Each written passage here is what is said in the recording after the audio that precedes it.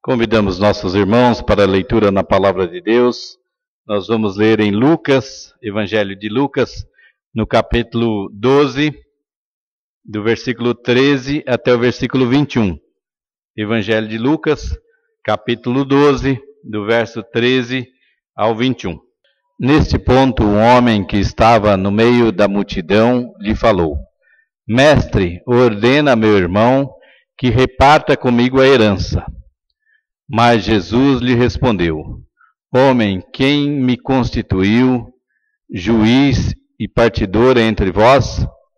Então lhes recomendou: Tende cuidado e guardai-vos de toda e qualquer avareza, porque a vida de um homem não consiste na abundância dos bens que ele possui. E lhes proferiu ainda uma parábola, dizendo: O campo de um homem rico produziu com abundância. E arrazoava consigo mesmo, dizendo: Que farei, pois não tenho onde recolher os meus frutos? E disse: Farei isto, destruirei os meus celeiros, reconstruí-los-ei maiores, e aí recolherei todo o meu produto e todos os meus bens. Então direi à minha alma: Tens em depósito muitos bens para muitos anos. Descansa, come, bebe, regala-te. Mas Deus lhe disse: Louco, esta noite te pedirão a tua alma, e o que tens preparado, para quem será? Assim é o que entesoura para si mesmo, e não é rico para com Deus. Que Deus nos abençoe e aplique a sua palavra ao nosso coração. Oremos. Senhor, estamos diante da tua palavra. Pedimos, ó Pai, que tu estejas falando em cada um dos nossos corações. Permite, ó Pai, que esta palavra seja muito clara e evidente para todos nós. Pedimos, ó Pai, que tu estejas dirigindo a tua igreja nesse dia tão especial, quando comemoramos a tua vitória, quando a entrada do teu Filho em Jerusalém, quando as pessoas, Senhor, conclamaram o grande Rei. E, ó Deus, nós te pedimos que tu estejas dirigindo o nosso pensamento agora. Esteja dirigindo cada um dos nossos corações, e que o entendimento seja através do teu Espírito. Em nome de Jesus, nosso Senhor. Amém. Na minha infância, eu ouvi várias vezes, e ouvi algumas vezes meu irmão pregando sobre esse texto. E quando ele pregou sobre o texto, na maioria das vezes, ele pregou sobre a urgência de recebermos a Cristo. Porque a palavra que mais está estabelecida nesse texto é: louco, esta noite te pedirão a alma, e o que tens preparado, para quem será? Então nós poderíamos pensar realmente na nossa vida, né, que nós somos chamados e nós temos que estar preparados para que Jesus realmente nos chame para o seu reino. Talvez como aquele bom ladrão, né? Se existe ladrão bom, tinha lá um que era chamado Malcolm, né? E ele, Dimas, né? Dimas disse, e Jesus disse para ele: hoje estarás comigo no paraíso. Então talvez fosse um convite bastante interessante para todos nós, se hoje fôssemos para o paraíso. Amém? Não ali do metrô, tá? O paraíso de verdade mesmo. Então sabermos, né, de que Deus é Senhor da vida, né? E nesse caso nós temos aqui uma grande situação. O que fazer também com os nossos bens enquanto vivemos? Talvez fosse uma outra linha de pensamento que pudéssemos pensar e refletir na nossa vida. Enquanto estamos em vida, enquanto gozamos deste mundo aqui, né? Enquanto usufruímos de estarmos aqui, pelo menos para alguns, entendem que essa vida aqui é um prelúdio. Prelúdio, a Glaucia entende bem, que é exatamente preparando a nossa vida para o culto, né? E todos os nossos corações para o culto. Então, entendendo que a nossa vida é um prenúncio dos céus, né, onde viveremos para sempre com Cristo, então também estaríamos nos preparando, né? Então pensaríamos bem como fazer com as nossas coisas aqui, já que estamos a caminho da pátria que vamos um dia usufruir definitivamente, um dia estaremos para sempre. E outra pergunta que nós poderíamos fazer é o seguinte: o que será feito com os nossos bens depois da nossa morte? Essa parte o Stutz responde melhor, né? Porque o Stutz, ele também fez assim para muitas pessoas, né? E encaminhou vários testamentos, né? Então a pessoa que estava preocupada como que ia ficar os seus bens depois da morte, né? Então, enquanto advogado, a pessoa tinha essa preocupação, né, de deixar os seus bens nas mãos das pessoas certas, né? E então, agora, a gente pode perguntar: será que são os nossos bens aí que são mais importantes para nós? Por exemplo, quando este homem ele já era rico e colheu bastante, ele também se preocupou como? Onde vou colocar a minha fartura? Onde vou colocar os meus frutos? Onde vou colocar os meus produtos? Então ele teve uma preocupação muito grande. Mas em nenhum momento ele se preocupou, talvez, que pudesse até dividir os seus produtos, já que era muita coisa. Ele apenas pensou com ele que se ele tivesse aqueles produtos todos, ele podia viver muito bem, muito tempo. E que ele não tinha que se preocupar, porque durante muito tempo ele estaria tranquilo em sua sobrevivência, em sua vida aqui na terra. E poderíamos também perguntar a todos: o que fazer dos nossos ganhos e da nossa riqueza aqui na terra como propósito de vida? O que vamos fazer com os nossos bens aqui na terra como propósito de vida? O homem aqui, nesse texto, ele tem um propósito que é o seguinte: a sua própria vida estará abençoada por muito tempo, a vida dele. Então nós podíamos dizer que este homem pode representar uma coisa que talvez a gente também pudesse pensar a partir desse texto, que ele era um homem egoísta. E quando a gente fala politeísta, deísta, o que nós estamos querendo falar? Que é alguém que atende a Deus ou que adora a Deus. Politeísta adora vários deuses, né? Então o homem é egoísta, significa que ele adora que Deus? O Deus dele mesmo, né? Então ele está no centro, ele é o mais importante, os celeiros foram construídos ao redor dele, as bênçãos todas da grande riqueza era para ele, então ele apenas se enxerga. Então hoje nós temos também esse tipo de exemplo de pessoas que são egocêntricas. E como egocêntricas, elas são amantes de si mesmos. Elas por si mesmas, elas se bastam. Elas se acham mais importantes do mundo, o mundo tem que girar ao seu redor. É como se fosse o globo, né? Que tem aquele pezinho, né? E aí o globo a gente gira ao redor daquele pezinho. Então ele é o sustentador do universo e o globo rodeia ao seu redor. Então é uma situação que nós temos hoje das pessoas que muitas vezes não conhecem a Deus e que também têm assim uma devoção por si mesmo e elas são o centro de todas as atividades. Nessa história também nós podíamos dizer que aquele homem, ele trabalhou para um fim e para um futuro da sua vida. Que de fato, né, todas as coisas que ele fez apontava para um fim das coisas. Mas o fim das coisas que ele pensou não era o fim das coisas que Jesus pensou, não é verdade?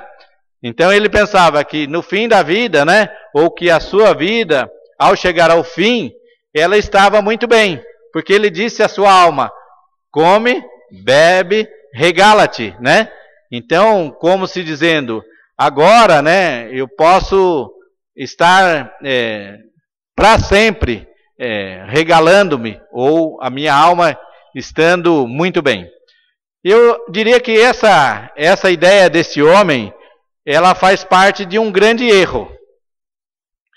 É o maior erro que Jesus aponta nesse texto, é que ele pensou que aquele trabalho que ele fez para o futuro, foi um futuro que ele pensou de maneira terrena. Foi um futuro que ele pensou que somente o futuro era de uma visão materialista, de uma visão não espiritual, de uma visão muito carnal, de uma visão totalmente terrena de como ele levou a sua vida. E nós poderíamos pensar, será que às vezes não tendemos a levar a nossa vida e a estabelecer metas, também concentrando as coisas de uma forma muito materialista, de uma forma que a gente enxergue mais as coisas que são do futuro terrena do que as coisas que são para Deus? Então esse homem cometeu esse grave erro. Dentro da sua própria vida, ele acreditou nos seus planos. Ele ficou rico porque acreditou nos seus planos. Ele continuou rico porque também acreditava nos seus planos. Só que os seus planos eram falsos, eram mentirosos. Os seus planos não eram os planos que Deus possuía para ele.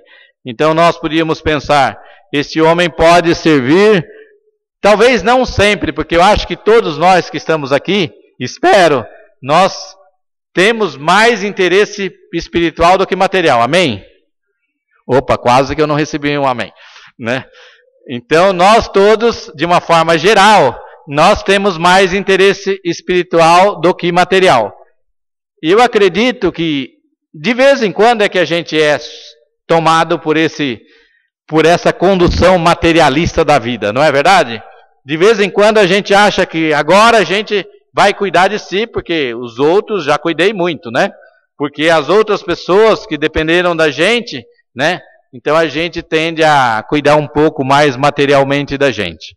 E talvez isso sirva para nós nessa passagem, para que a gente lembre disso. Para que Deus nos faça reconstruir os nossos caminhos, para que Ele esteja sempre em primeiro lugar. Com o dinheiro, algumas pessoas conseguem satisfazer os seus desejos. E muitas vezes não são desejos bons. Podíamos dizer até que são desejos ruins, sujos. Nós podemos ver aí os interesses muitas vezes dos políticos, né? E que a gente fica extasiado, fica perplexo, né, diante da política brasileira. Mas aí a gente vai deslocando o foco, né? E vai iluminando as outras áreas da vida, e a gente vê que não é só a área política que é assim.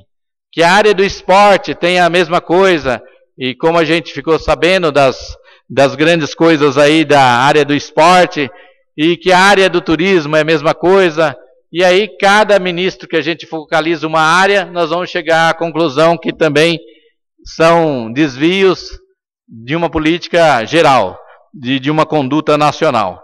E aí a gente fica pensando, será que nós, enquanto cristãos, neste Brasil que está cercado desses desejos realizados com dinheiro e com muito dinheiro, será que nós somos realmente as vozes contrárias para anunciar o Evangelho de Cristo? Para dizer da presença de Cristo? Para dizer do amor de Deus? Para fazer com que as pessoas voltem para Deus? Para fazer com que a vida não seja desta forma, mas que a vida seja realmente da forma que Deus quer. Então, nós podíamos dizer que muitas vezes, diante da nossa sociedade, Deus está na contramão da sociedade. E será que nós somos os representantes da contramão? Em relação à sociedade, claro. Em relação ao Evangelho, nós estamos na mão certa, espero, né? Amém? Então nós precisamos aí nos posicionar. Então a primeira coisa que nós temos que saber é que o mundo vai ser diferente. Que nós não somos iguais ao mundo. Nós somos diferentes, nós estamos na contramão do mundo. E esse texto é muito claro. O homem tinha tudo, teve sucesso, teve dinheiro, foi egocêntrico, concentrou todas as coisas nele, porém não era o princípio do Evangelho. O princípio do Evangelho era diferente. O princípio do Evangelho é que Jesus fosse o Senhor e que as pessoas fossem adoradores desse Senhor. Assim como foi quando Jesus entrou triunfalmente em Jerusalém, ele foi foi exaltado, foi aclamado, foi cantado, bendito que vem em nome do Senhor, porque ele entrou triunfalmente em Jerusalém. Porque ele representava uma nova sociedade, uma nova forma de ver a vida e que realmente é contra o mundo. Existem pessoas que não obedecem a Deus e muitas vezes, mesmo estando em risco de morte. Então, a gente achar que todo mundo, quando chegar lá perto de bater as botas, né, vai voltar para Deus, tem gente que ainda xinga, não é verdade? Então, nós precisamos saber de que o Evangelho que nós trazemos, ele tem diferenças. Ele tem uma forma diferente de ver a vida. E que nem tudo vai contribuir para nós ficarmos tão bem todas as horas. Jesus disse que felizes sois quando vos perseguirem e disserem todo mal contra vós. Então, nós sabemos que seguir a Cristo muitas vezes é enfrentar dificuldades, é enfrentar um mundo contrário. Aquele rico estava vivendo uma vida indiferente para Deus, em relação a Deus. Nós não podemos viver uma vida indiferente para com Deus. Nós temos que ter a nossa vida voltada para Deus. E aí nós podemos dizer, como ele estava preocupado: que farei, pois não tenho onde recolher os meus frutos? Verso 17. Nós podíamos perguntar, onde nós vamos recolher os nossos frutos? Ou o fruto do nosso trabalho, o fruto da nossa atividade, o fruto da nossa religiosidade, o fruto da nossa espiritualidade. Onde nós vamos colocar esses nossos frutos? E eu poderia dizer que, como igreja, nós temos o mundo para colocar esses nossos frutos. Nós temos as pessoas que dependem dos nossos frutos. E muitas vezes a palavra de Deus diz do fruto, e quando fala no fruto do Espírito, fala de uma forma singular. O fruto do Espírito é amor, é alegria, é paz. Então nós podemos colocar o nosso fruto neste mundo, tendo o amor, tendo a paz no nosso coração, tendo alegria nos nossos lábios. Porque o nosso celeiro é diferente do celeiro deste homem. O nosso celeiro é para colocarmos os nossos frutos para o nosso mundo, para a nossa sociedade, para aqueles que convivem conosco, para realizarmos uma vida diferente da vida proposta por este homem naquele momento. Um conflito de natureza material pode levar este homem, ou levou este homem à avareza. Porém, os conflitos de natureza material, para nós, jamais deverá nos levar à avareza, mas ao amor de Cristo. Nós temos que a cada vez mais estarmos dependentes de Deus. E temos uma grande diferença. Vamos viver dependentes de Deus e vamos não estar preocupados com o dia de amanhã. E tem mais um detalhe. Se nós pensarmos em Jesus como nosso Senhor, ele era rico e nasceu como? Na manjedoura. Jesus era sábio, falava a verdade para os judeus e foi como? Foi crucificado pelos judeus. Jesus ia vencer depois de crucificado, foi colocado no túmulo, mas venceu como? Ressurgindo. Então Jesus tem nos assegurado a vitória sobre todas as coisas. Talvez não da mesma forma e aparência do nosso mundo, mas de uma forma e aparência de Deus dirigindo a vida, de Deus colocando seus princípios, de Deus exaltando sobre todo nome, colocando acima de todas as coisas, colocando o seu reino em primeiro lugar. Então nós, quando somos chamados a esse reino, a reconstruir o reino de Deus, nós temos que produzir com ar de vitória. E eu fiquei aqui pensando, quando a Bruna estava chamando o pessoal para cantar, eu acho que é falta de letra, não é falta de coração, não. Eu pensei assim, né, na hora. Porque todos nós, né, estávamos ou estamos com vontade de cantar, mas não tinha letra. Então dessa vez está todo mundo perdoado, né? Inclusive eu, que eu também estava tentando cantar, né? Mas é uma questão, né, de que os valores do reino, eles devem estar presentes na nossa vida, na nossa concepção de mundo, na nossa existência, no nosso dia a dia. E aí nós podemos até pensar que quando a Bíblia fala que é preciosa ao Senhor a morte dos seus santos, a gente fica, poxa vida, mas agora complicou, né? Mas é porque a realização do reino de Deus não está na realização só de alguns dias, de alguns anos. A realização do reino de Deus é eterna. E aqui este homem também se preocupava com coisas passageiras, com coisas pequenas, com uma vida curta, e ele colocou para ele todas as coisas materiais, e foi o homem bem-sucedido. Nós não podemos dizer que ele não foi bem-sucedido na linguagem da nossa sociedade. Porém, Jesus mostrou que bem-sucedido no seu reino era não colocar o seu coração na riqueza, não ser avarento, mas aquele que possuísse no coração a vontade de Deus. Nós podemos pensar no Salmo 116, verso 7, que diz assim: volta minha alma ao teu repouso, pois o Senhor te fez bem. O salmista, ele vivia momentos de aflição, né? A sua alma estava aflita, a sua alma estava magoada, cheio de desgosto, seus sentimentos, a sua vida estava para se tornar uma prisão, e ele estava pronto para se restaurar nas suas emoções com Deus. Mesmo diante do ressentimento, da amargura, da revolta, do sentimento de vingança, do medo, da insegurança, do ciúme, da inveja, ele se colocava aos pés de Deus. Porque quando nós nos colocamos aos pés de Deus, esses motivos humanos, esses sentimentos humanos, essas formas humanas de verem a vida, elas passam a ocupar segundo, terceiro, quarto, e quem sabe muitas delas até podem desaparecer com o tempo da nossa vida.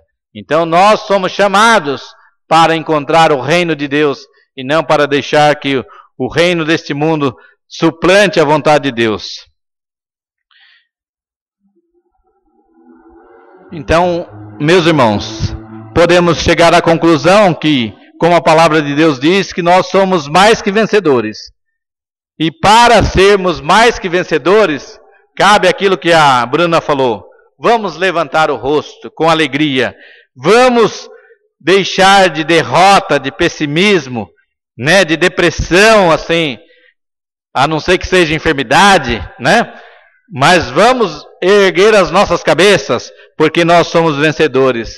O nosso Senhor, Ele não entrou só triunfalmente em Jerusalém, porque aquela entrada dele triunfalmente em Jerusalém, 8 dias depois, já virou morte. Porém, ele triunfou sobre a morte. Quando parecia que estava tudo derrotado, quando parecia que tudo ia dar errado, ele ressurge dos mortos. E este é o Cristo que nós cremos, este é o Cristo que nós levantamos as nossas bandeiras. Então nós podemos trazer a nossa cesta cheia de frutos, de alegria, de bondade, de misericórdia. Muitas vezes a gente é enganado pelas pessoas. Porém, cabe a gente continuar diante de Deus. Não cabe a gente, muitas vezes, achar que vai resolver com as nossas espertezas todas as pessoas desse nosso mundo. E Jesus disse para a gente ser prudentes. Porém, nem sempre a gente consegue ser tão prudente e pode cair em armadilhas. Mas a verdade é que Deus está conosco. Ele é a nossa vitória. Ele é a vitória de todos os momentos. Ele é a vitória sobre a doença. Ele é a vitória sobre as circunstâncias da vida. Ele é a vitória da morte ou da vida sobre a morte. Então nós precisamos pensar nesse dia de Ramos que a entrada de Jesus é vitoriosa. E a entrada de Jesus é vitoriosa em nossos corações. A entrada de Jesus é vitoriosa na nossa igreja. A entrada de Jesus é vitoriosa nos nossos cânticos. A vitória de Jesus é maravilhosa na vida das pessoas que se convertem, naquilo que Deus toca no coração, naqueles que passam a amar a Deus sobre todas as coisas. E é isso que nós temos que acreditar como missão da igreja, como condução dos 50 anos, pensarmos que Deus é que esteve à frente em todos os momentos. Quando a igreja pensava que ia fraquejar, ela se levantou. Quando pensou durante a história que estava forte, fracassou. E a igreja de Cristo foi assim. E Jesus aparentemente confunde as aparências. Quando parece que vai dar errado, dá certo. Porque Deus é quem é sobre todas as coisas. Porque Deus é quem dirige o nosso caminho. Porque Deus é Senhor dos fatos. Deus é Senhor da história. Deus é Senhor da vida nossa. E comparando com este homem, aparentemente ele estava sendo mais que vitorioso. Porém, a palavra de Deus chama louco. Esta noite pedirão a tua alma e o que tens preparado para quem será. Nós temos que avançar no nosso bairro. Nós temos que avançar porque o nosso evangelho com Cristo nos garante a vitória sobre todas as coisas. E por isso nós temos que caminhar de cabeças erguidas. Mesmo que sejamos um dia chateados, como estava o salmista, mas nós precisamos garantir que Deus está conosco, e a garantia de Deus estar conosco é confiarmos e termos a confiança. Na oração silenciosa nós pedimos mais confiança, mais esperança, mais fé, e que Deus possa realmente nos dar pela sua graça e pelo seu amor. E que nesse dia de ceia nós estejamos celebrando a morte de Cristo, mas celebrando também a vitória de Cristo por nós. Amém?